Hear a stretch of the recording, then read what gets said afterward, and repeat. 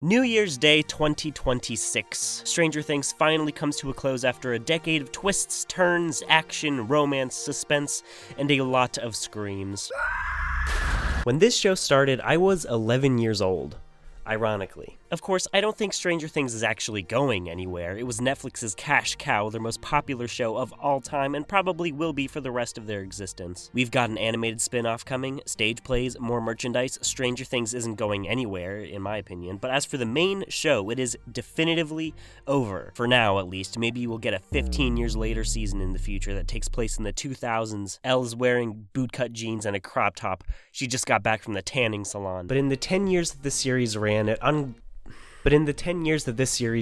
undoubtedly changed from the little show that dropped from nowhere into the gigantic conglomerate it is now. Back when Season 1 first released, you could still watch Netflix on your Wii. Infamous turnaround rate aside, people got very attached to the characters, the world, and the adventures that they went on. But now that it's over with, I want to go back to visit all the peaks and valleys, see where the gold is truly hidden here. So strap in, because if I want to do this right, we gotta start at the very beginning.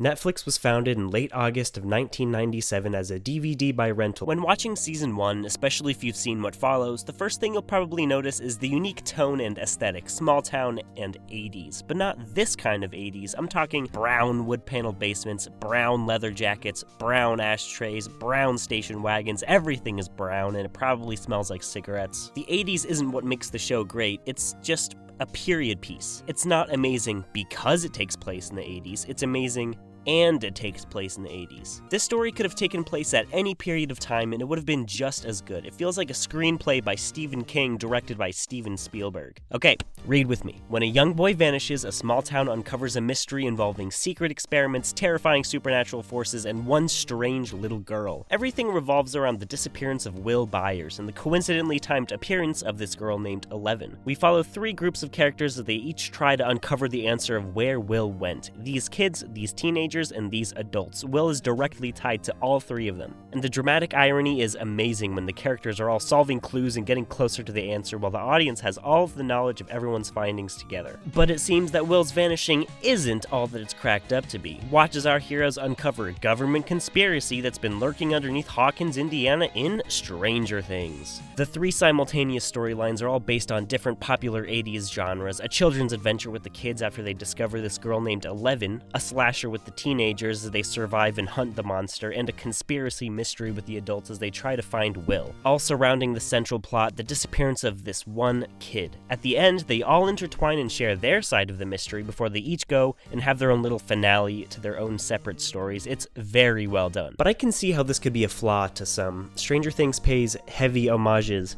to 80s stereotypes and tropes. At what point is the line crossed between paying homage and just straight up copying? The kids especially. They find somebody who is very alien to them, they hide her in their house, she loves a sweet commercial product available in a grocery store near you, they dress her up in a wig and carry her away on a bike to escape government pursuit. Will is the crux of this whole story, but he probably has the smallest paycheck compared to the rest of the cast, unfortunately for him. The story revolves around his lack of presence, and because of that, we don't really see much of his personality. Mike is essentially the leader of the kids group, high energy, empathetic, very cute relationship with Eleven. Eleven, being a lab rat who has no idea what anything is outside of the laboratory that she was raised in, we get to see her learn about life, friends, bullies, promises, television, lazy boys, egos, the works. Fish out of water done very effectively. Lucas is the cautionary one, the contrarian. Dustin is the most entertaining and easily the funniest. These nerdy kids tie their knowledge of the mystery into Dungeons and Dragons, using their childlike whimsy and imagination to make connections that most other people wouldn't think of. What really brings it all together is that they act like kids, they swear and they're vulgar, but they're still very immature. It's not how a parent hopes their kids act when they're not around. We got Nancy dragged into the mystery after her friend Barbara also goes missing, leading her to find empathy towards and camaraderie in Will's older brother Jonathan, who's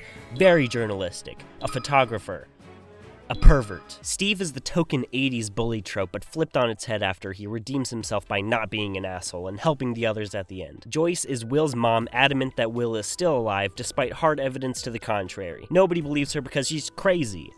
obviously. Hopper is definitely my favorite character of the show, though. After the passing of his daughter, he becomes a washed-up sheriff who smokes and brushes his teeth at the same time. He's kinda passive at first to Joyce's cry for help, but a heart of gold emerges when he finds a paper trail suggesting that Will's disappearance has much more to it than just getting lost in the woods. There are no bad characters or even bad scenes in this show. It is all killer, no filler. It's kind of insane how tightly written and well-paced this show is. All of these actors completely knock it out of the park, too. Winona Ryder and Millie Bobby Brown especially, or I guess that's Millie Bonnie Bobby Bon Jovi. Millie Bonnie Bobby Brown Bon Jovi, which is crazy considering that she was 12 when playing this role. There isn't a character who takes you out of the story, which is great because it lets the horror have a really strong effect. These kids are such good actors. Of course, there are a few lines that give off Disney Channel vibes, but nothing that completely hijacks what they're going for. Oh, I was just starting to think you were okay.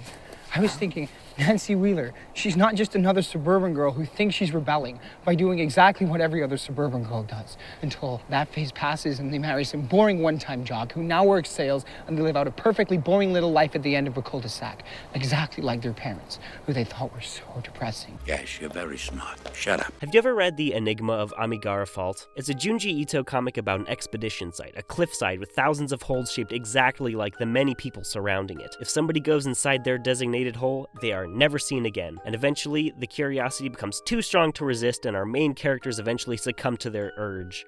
Wow. I can't clap because I'm holding a microphone, but I imagine I'm clapping. I'm just going to put in a clap sound effect. What a spooky tale. Now, if this comic explained, well, inside of the holes are a bunch of chainsaws and needles and lasers that were put there by an evil mastermind who wants to conquer the world, well, now it's not scary anymore. Stranger Things taps into that fear of the unknown. It shows, it doesn't tell, and it's very conservative with what it does show. Season 1 was the scariest by far, not only because of these aspects, but also because it has the smallest scope and threat in comparison to later ones. The main reason that this series worked so well for me was the characters. The show was enticing on its own, but seeing every single main character have a complete story arc in a self-contained package, it's amazing. The dynamics between the characters is the best part of the whole show, and spoiler alert, it's the main reason that I finished watching Stranger Things. They all work so well because of each other. Also, at this point, it's just really iconic with really good set pieces. The coolest moment in the entire series, to this day in my opinion, is when they build a bathtub in the school gymnasium. Eleven is psychically communicating with Will in the Upside Down. When Will speaks to Eleven, you can hear it through the walkie-talkie. Tell him I'm coming. Mom is coming. Mom is coming. Mom, she's coming for you. Hurry.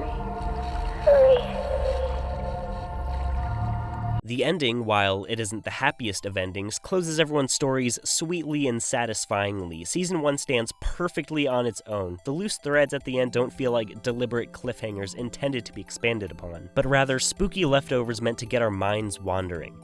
That's how I see it anyway. When you watch the Michael Jackson Thriller video and then he looks at the camera with zombie eyes at the end, you aren't thinking, oh my goodness, what's gonna happen next? I just need a thriller too. I need to see what happens. You're not thinking that. It's meant to be spooky and it's there to keep you up at night if you're a little kid. I consider season 1 in a vacuum to be the best television ever put to screen. Perfect TV. However, not in a vacuum considering later seasons. This one is far and away the best that the show has to offer. But despite my opinion that it's perfect by itself, there are aspects of later seasons that I'm glad that the series continued for, so I guess I am glad that the series kept going mainly for the characters, and yes, everybody brings it up, the anthology thing. The original pitch for this show by the Duffer Brothers had the idea that every season was gonna have its own story, cast, setting, maybe do an It thing where we see the cast later on in life, but that changed when season 1 was so successful. I would have loved that though, but it's not what happened. Whatever, we're moving on. If I were to hypothetically make a list ranking all of the Stranger Things, season 1 would be right at the top. It's not even a contest. If I have kids in a billion years from now, in the future when nobody remembers that this show ever existed, I'm gonna leave the Blu-ray set for my kids to find in my mysterious attic that they're not allowed to go into. That way they can watch this masterpiece without ever knowing that it continued. At least, I would do that, but these discs have 5-minute long unskippable ads for season 2. Guys, I'm not joking.